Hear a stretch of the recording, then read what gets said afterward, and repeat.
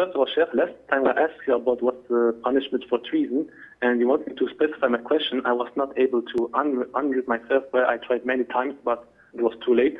So that's why I did not respond. And now, Sheikh, my question is, if a person is interested in learning Islamic politics and economy, like how the Islamic State should be structured, who the Muslim ruler is, how he should be selected, and how to be punished, and so much more according to Quran and Sunnah.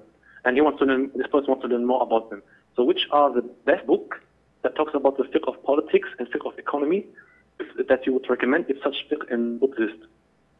Okay, first of all, this is a little bit way above my pay grade, because this requires someone who's specialized in these things. I have zero knowledge in politics and not that much adequate knowledge in economy.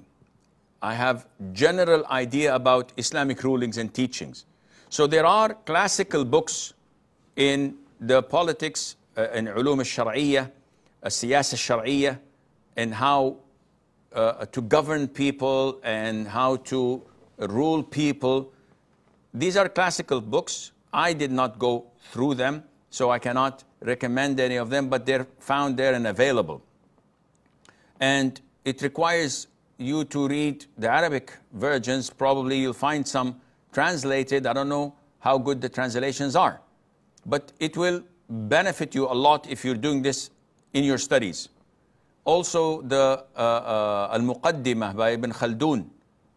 This is something that a lot of the scholars have praised in having some or a lot of good ideas related to Islamic history. As for economics, you must do the classical fiqh to study the economics from the Quran, the Sunnah perspective, according to the favorite three generations.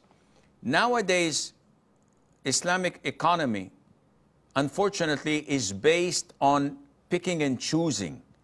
A lot of these Sharia boards members or people who work in there are professionals.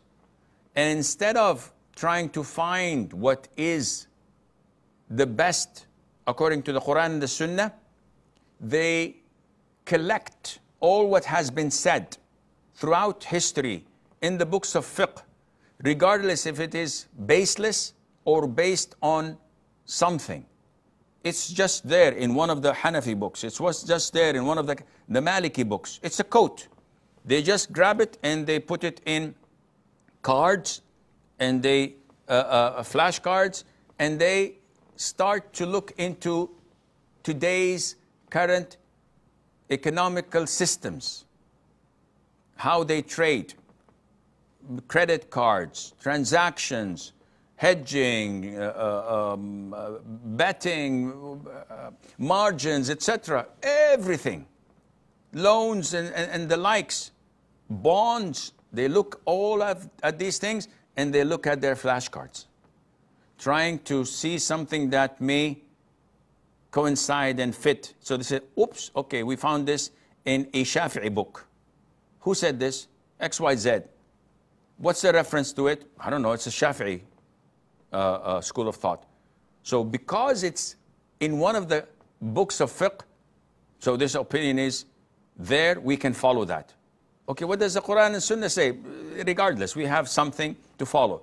Unfortunately, this is how the vast majority, not all of them, this is how they work, and this is how they get their bonuses, and this is how they're getting paid a lot, because they are twisting, not breaking the laws. They're bending the rules a little bit. And we have a quote from XYZ scholar who said this, and this scholar is maybe 6 or 7 generations after Abu Hanifa or after Imam Malik. But it's there in the books.